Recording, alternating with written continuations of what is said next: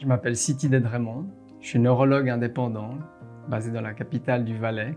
Je suis marié, j'ai 6 enfants et en tant que médecin, j'ai un peu de curiosité et je me suis posé au cours de ma pratique la question suivante. Pourquoi est-ce que des gens, a priori sains, qui mangent sainement, qui font du sport, qui sont actifs, ne fument pas, ne boivent pas, comment est-ce possible que cette catégorie de personnes puisse malgré tout tomber malade?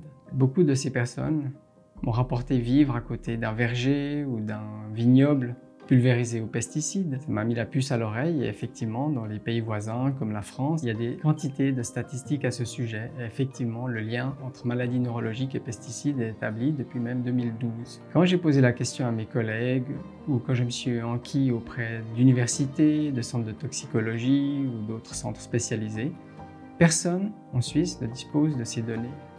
Alors j'ai décidé moi-même de tester ces patients et donc de prélever des échantillons d'urine et de sang que j'ai envoyés au centre de toxicologie environnementale de l'Université de Liège, en Belgique.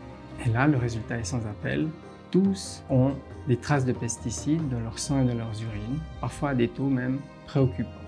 Et tous ont des cocktails, donc des mélanges de plusieurs substances toxiques.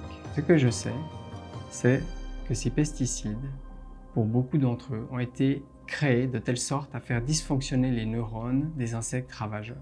Or, les insectes ravageurs et nous-mêmes, nous avons des neurones qui sont extrêmement similaires. Ces substances finissent dans nos rivières, dans nos assiettes, dans nos cerveaux, dans les neurones de nos enfants et de nos petits-enfants. De toute façon, tôt ou tard, il faudra savoir s'en passer. Moi, je pense que c'est mieux que ce soit tôt. Entre vie ou poison, moi j'ai choisi la vie.